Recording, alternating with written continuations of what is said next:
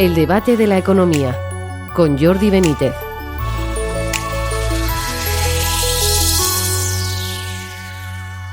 Bienvenidos al debate de la economía. La semana ha tenido varios puntos de debate económico en los que el gobierno trata de remar a su favor y los datos hablan en su contra. Uno de ellos está en el empeño por decir que los salarios han subido, en la línea de vender que la economía española va como un cohete, cuando los salarios reales no lo hacen y nuestro poder adquisitivo está sufriendo. Otro es el de la regularización masiva de inmigrantes, que se justifica porque nos hace falta mano de obra, mientras tenemos la tasa de paro más elevada de Europa y en España se desincentiva el trabajo con altos subsidios de paro, paguitas de todo tipo e impuestos al trabajo de los más altos de Europa, como acaba de decir la OCDE. Un tercer debate es el de la vivienda, la cuestión que más preocupa a los españoles. Sobre ella el gobierno acaba de anunciar un nuevo plan. Es dudoso que tenga éxito, teniendo en cuenta que hasta ahora el gobierno de Sánchez no ha cumplido ninguna promesa en este terreno. Como se ve, son muchos botes de humo del gobierno, sobre los que parece que los españoles ya se están dando cuenta y se están hartando. Mientras tanto, la situación con la guerra de Irán y el estrecho de Hormuz sigue complicada y afectando a la economía, y más que va a afectar. Para hablar sobre todo ello, tenemos hoy con nosotros a Daniel Lacalle, economista jefe de Tresis. Bienvenido, Daniel. Hola, ¿cómo estáis? Muchas gracias por invitarme. Y a José Carlos Díez, profesor de la Universidad de Alcalá. Bienvenido, José Carlos. Un placer.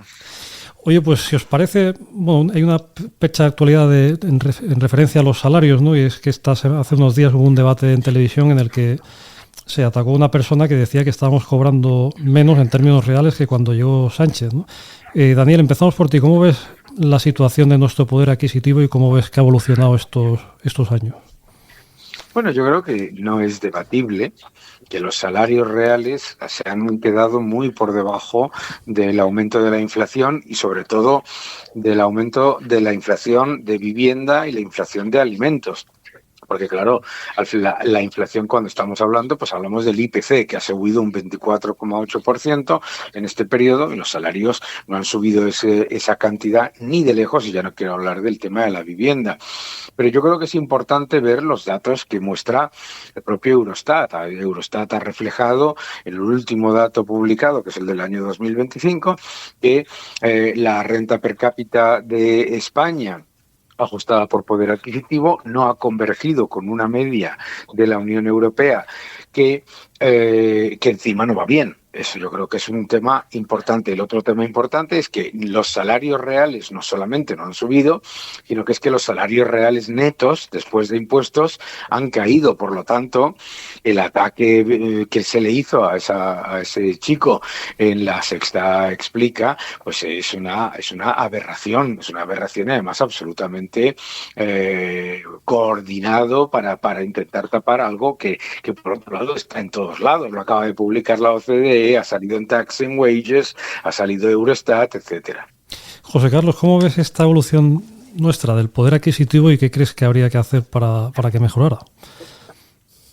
Bueno, a ver, voy a usar un tuit que me puso ayer Pedro Sánchez en la red social X, ¿no? Ellos usan desde Moncloa el dato de la OCDE de hogares y la renta de los hogares, pero claro, si desagregas un poquito con datos propios de la OCDE o de Contabilidad Nacional, ¿no? Que son los datos que usa la OCDE, toda la subida que ellos dicen que ha habido de renta de los hogares desde 2018 es solo de pensiones. O sea, los únicos que han mantenido la capacidad adquisitiva y han mejorado son los pensionistas, que creo que están en un 8% por encima del 2018, y el salario real descontada las pensiones, ¿no? De los menores de 65 años que están trabajando está estancado. Es un problema que ya venía de antes, no es culpa de Pedro Sánchez, prácticamente estamos en niveles de 2003, 2004, ¿no? De salario real, o el otro día el Banco de España, incluso en datos de hogares en la encuesta financiera, salía de 2001, ¿no? O sea que no es un problema que venga de ahora. Hubo un ajuste salarial muy duro en 2008, de 2008 a 2013, y luego pues se ha recuperado un poquito el salario de 2015 hasta ahora, muy poco, ¿no? Volvimos a perder poder adquisitivo en el 22 con la crisis energética del gas y la subida de inflación, y yo creo que todavía, no sé, Daniel a lo mejor tiene los datos, yo creo que no hemos recuperado el salario real antes del 21, ¿no? Del shock de inflación. Y ahora que a mí es lo que más me preocupa, de verdad, lo digo, no es por, o sea, no es por criticar al gobierno, por criticarle. A mí lo que me preocupa es que el gobierno ponga un tuit en pleno mes de abril con una crisis energética, con el petróleo y los precios de la gasolina un 40 o un 50% por encima, ¿no? Y siga diciendo que España va bien. O sea, no es culpa de él tampoco la guerra, pero nos estamos empobreciendo por la subida de los costes energéticos, ¿no? Por lo tanto, salir con este debate, lo que a mí me indica es que en Moncloa viven en una realidad paralela. O sea, no hay ningún indicio de vida inteligente en ese palacio en este momento, ¿no? Oye, la cuestión precisamente de los precios energéticos, que luego podemos tocar un poco más, pero la vivienda, ¿no? La vivienda es la principal preocupación de los españoles. Aquí van saliendo planes uno detrás de otro. No parece que haya una mejora efectiva. En fin, los precios siguen muy elevados. Daniel, esta última presentación y en general la política de vivienda, ¿cómo la ves? A ver, la política de vivienda del gobierno ha sido una política de ponerle freno a la oferta, que es el problema de España. El problema de España es un problema que hemos pasado en una época en la que construíamos a lo mejor demasiado, hemos pasado a construir mucho menos, casi un poco más de la mitad de lo que es el aumento del número de hogares anual, ¿no? Y claro, en España ha aumentado mucho la población y además todos los años aumenta el número de hogares en alrededor de 200 y pico mil y se construyen menos de 100.000 y pico viviendas, ¿no? Que está muy por debajo de las necesidades. El problema de la política del gobierno es que está orientada a unos factores que son completamente contraproducentes. Está constantemente introduciendo la inseguridad jurídica, aumentos de costes, empeoramiento de la capacidad también de invertir en construcción, porque claro, con las leyes que se han implementado, pues los costes se han disparado también con los requerimientos regulatorios, etcétera.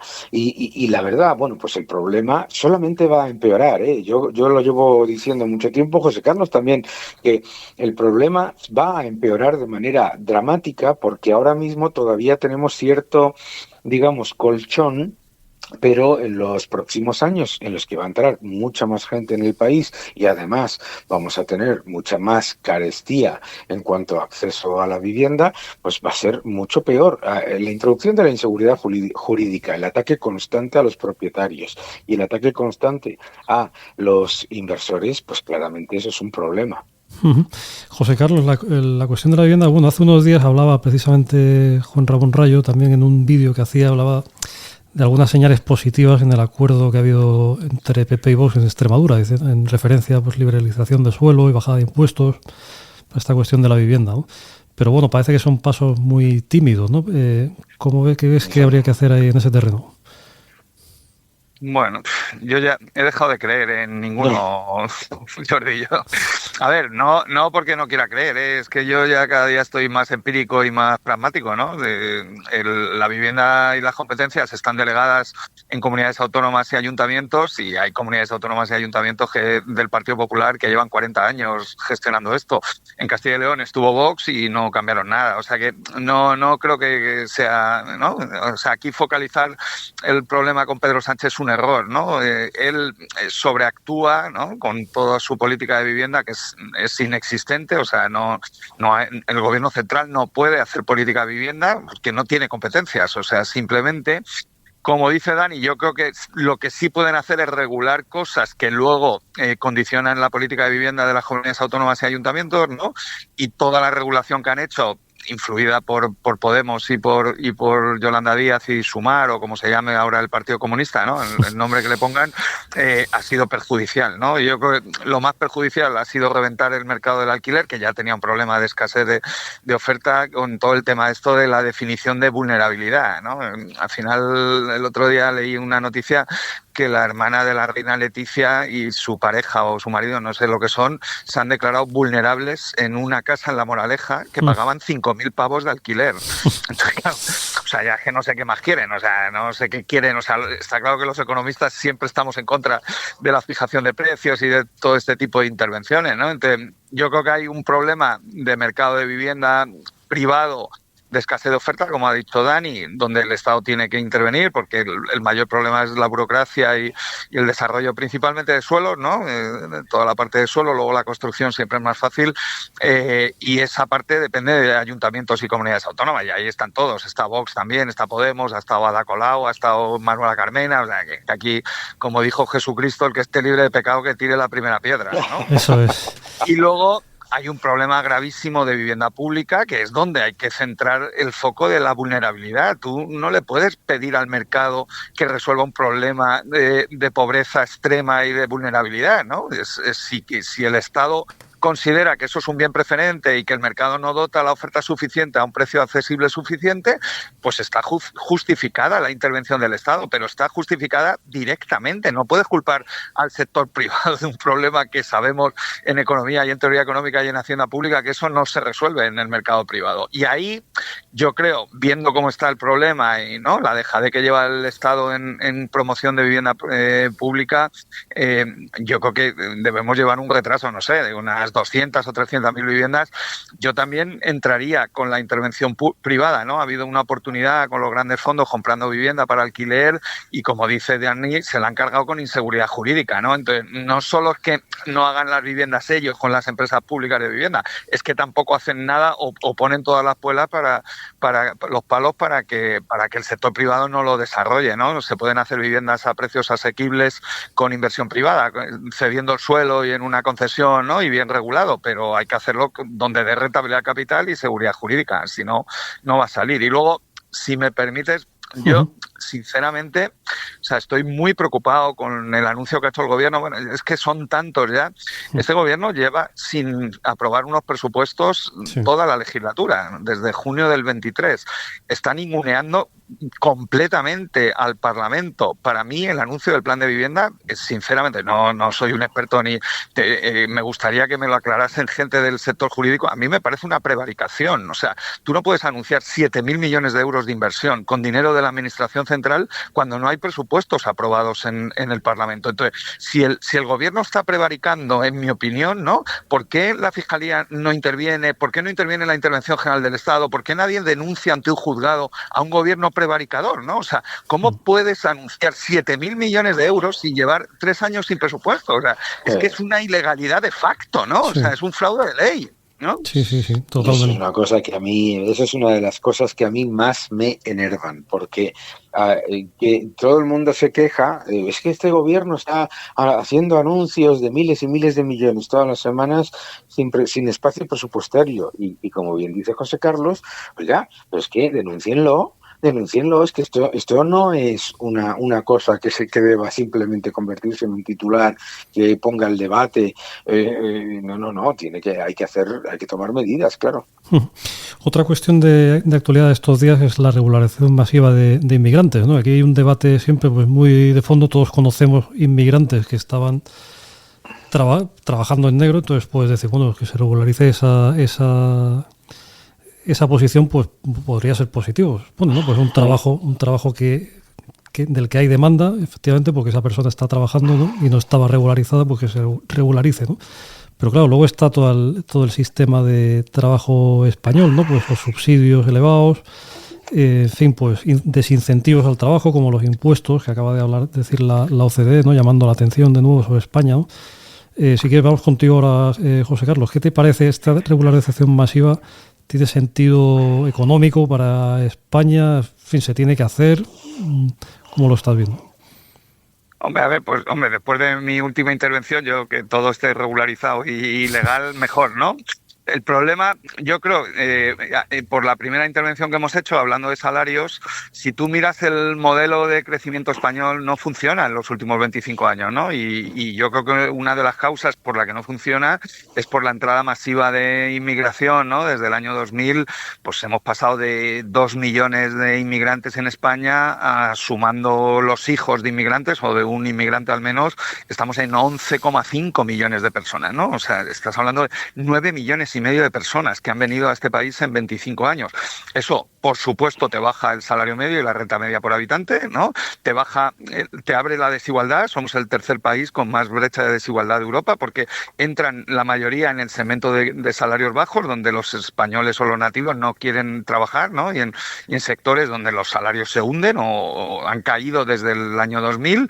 Y tres, te está generando un problema gravísimo de escasez de viviendas, ¿no? O sea, mi pregunta con la regularización, ¿no? Si no tenemos viviendas para los que ya hay, ¿cómo vas a traer más, no? O sea, es que esto ya no es de economía. O sea, hablemos ya de sentido común, o sea, de Spinetta y de Barrio Sésamo, ¿no? O sea, pero ¿cómo vas a traer más inmigrantes si no te caben? O sea, ¿dónde los vas a meter, no? O sea, el modelo de este gobierno es Saint-Denis, es el modelo de inmigración que ha fracasado en Francia, en Bélgica, que estamos viendo. O sea, es que no sé, o sea, no vamos a aprender nada de lo que le ha pasado a nuestros vecinos, ¿no? Entonces, que vengan inmigrantes, sí, pero que vengan ordenados, ¿no? Y en vez de 500.000 al año, pues que vengan 200.000, yo qué sé. O sea, que hace una política, pues Australia tiene una política migratoria razonable y no es xenófoba, o sea, simplemente limita la capacidad que tiene una economía para absorber oferta de mano de obra, ¿no? Que tiene limitaciones como la vivienda. Daniel, aparte, bueno, si quieres comentar algo de esto, pero por no irnos mucho de tiempo, pasamos a otro plano que es el internacional. Bueno, y la situación de la guerra de Irán y el estrecho de Hormuz, ¿no? Bueno, está habiendo ya consecuencias claras desde hace tiempo, ¿no? Pero bueno, últimamente pues se habla, ¿no? Pues acaba de salir la noticia de Lufthansa, ¿no? Que va a suprimir 20.000 vuelos hasta octubre, ¿no? Se está viendo, el otro día decía Trump, no se sabe si exagerando o no, que va a necesitar 6 meses para limpiar Hormuz de minas, ¿no? Está habiendo incremento de tráfico del puerto de Valencia, por ejemplo, un 50% de los contenedores, parece que están cambiando las rutas comerciales, ¿no? ¿Cómo ves esto mirando, bueno, en cuanto a cuánto piensan, no sé que si se puede saber eso, ¿no? O sea, de cuánto puede durar esto, que se supone que lo ideal es que dure cuanto menos mejor, ¿no? Y mirando un poco con perspectiva, pues claro, ¿cómo ves que se supone que afectará más a la economía conforme pase el tiempo y luego que las rutas comerciales también cambiarán? En fin, ¿cómo lo ves? Bueno, yo como las partes negativas son las que aparecen todos los días en los medios de comunicación y no hay ningún debate en ese sentido, yo voy a dar las partes positivas, ¿no?